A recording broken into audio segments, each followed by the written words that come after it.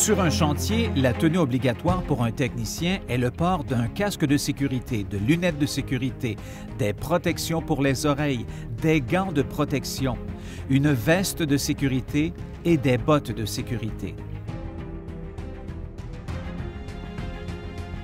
La Mini Macadam 1000 est livrée dans un caisson de transport. Tout est prévu pour être rangé à l'intérieur. À l'avant du caisson, vous retrouverez un casier de rangement dans lequel il y aura 2 ceintures chauffantes, une couverture de réservoir à propane, 2 boyaux de 50 pieds, un régulateur de pression, une trousse à outils et enfin un rouleau presseur. Une fois que vous avez préparé votre matériel, commencez par équiper votre réservoir de propane. Tout d'abord, placez les 2 ceintures chauffantes à la base de votre réservoir. Placez ensuite la couverture par-dessus le réservoir. N'oubliez pas de dégager les 2 fils des ceintures chauffantes. Afin d'assurer un mode de déplacement facile pour le réservoir de propane, placez-le sur un diable. Sans oublier de bien le fixer à ce dernier pour éviter tout incident. Pour faire fonctionner les ceintures chauffantes, vous aurez besoin d'un générateur. Branchez les 2 ceintures sur ce dernier. Raccordez d'abord le régulateur de pression au réservoir. Assurez-vous de bien avoir serré à l'aide d'une clé plate. Puis raccordez le boyau au régulateur. Et assurez-vous d'avoir bien serré cette fois-ci avec 2 clés plates. De retour à l'arrière du caisson, profitez-en pour lire les consignes de sécurité concernant le transport de la Mini Macadam ainsi que de sa mise en œuvre.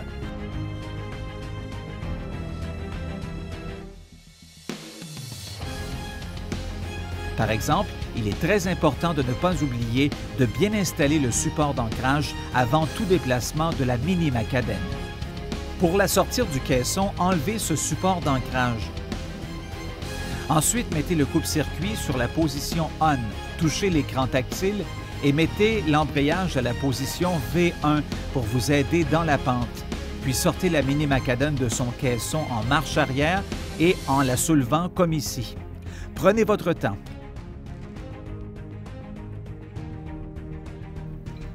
Remettez le bouton d'embrayage à off pour finir la manipulation finale. Replacez le coupe-circuit à off. Afin d'effectuer la liste de contrôle, placez sous l'avant de la Mini Macadam le mandrin support de rouleau afin de la surélever. C'est important de faire cette manipulation à chaque fois que la Mini Macadam sera en mode stationnaire.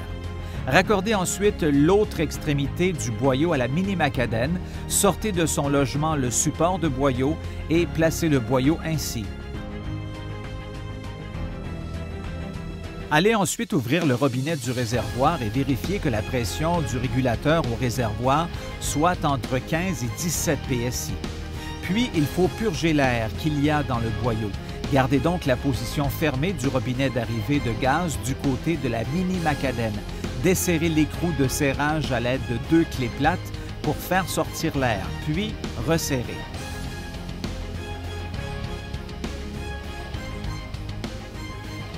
Placez le levier de l'étrangleur sur la position close, donc fermée, puis le levier des gaz à mi-course. Démarrez le moteur. Placez le levier de l'étrangleur sur la position open, donc ouvert, ainsi que le levier des gaz sur la position fast, donc rapide. Ensuite, mettez le coupe-circuit sur la position on, allumé. À ce moment-là, il y a un délai de 30 secondes avant que l'écran tactile soit en fonction. Une fois ce délai de 30 secondes passé, touchez le bouton clignotant sur l'écran tactile. Vérifiez que le voltmètre à l'écran indique une valeur plus ou moins égale à 14 volts. Vérifiez que les boutons jaune et rouge ne soient pas enfoncés.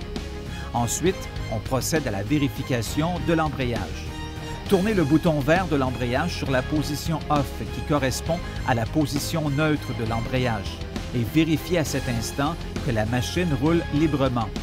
Tournez ensuite le bouton sur la position V0 qui correspond à la position engagée de l'embrayage et vérifiez à cet instant que la machine ne peut rouler librement. Ensuite, il faut tourner le bouton sur la position V1 qui correspond à la position marche avant de l'embrayage et vérifier que la machine se déplace bien vers l'avant. Une fois ce test effectué, remettez le bouton en position V0. Un dernier test consiste à vérifier le déplacement en marche arrière rapide. Faites le même contrôle que pour la position V0 et vérifiez que la machine ne peut se déplacer librement. Puis appuyez 2 fois sur le bouton noir de déplacement rapide. La première fois mettra en action la marche rapide et la deuxième fois arrêtera la marche rapide. La manœuvre suivante consiste à tester si le brûleur fonctionne correctement.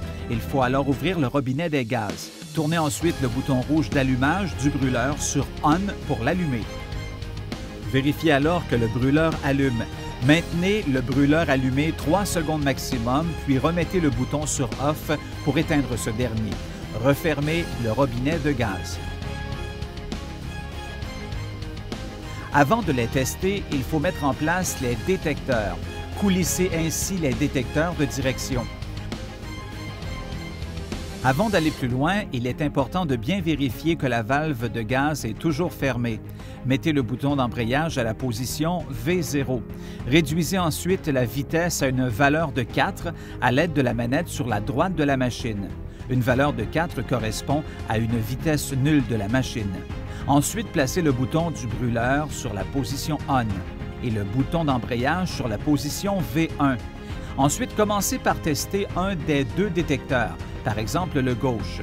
Tournez donc le bouton noir du détecteur sur la position L, left, gauche en anglais. À l'aide d'un échantillon de membrane, déplacez-le vers la gauche et vers la droite pour constater que les roues s'orientent bien en fonction du mouvement.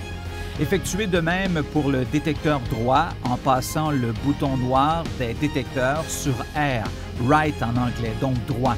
Une fois ce dernier test terminé, éteignez le brûleur, les détecteurs et remettez l'embrayage sur la position V0. Laissez tourner le moteur à plein gaz de façon à obtenir une température d'environ 40 degrés Celsius à la sortie de la buse.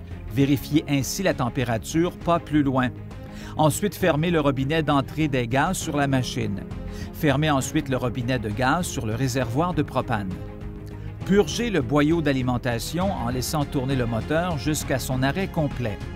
À ce moment-là, tournez la clé de contact à off. Tournez le coupe-circuit en position off. Ensuite, déroulez le boyau du support de la machine. Dévissez le boyau de la machine.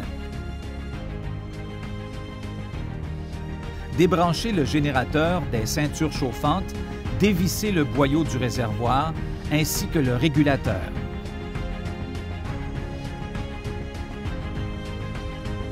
Retirez enfin la housse, les ceintures chauffantes.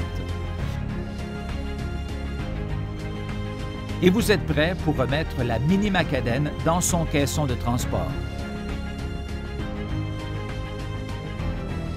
N'oubliez pas d'installer le support d'ancrage avant tout déplacement du caisson de la Mini Macadène.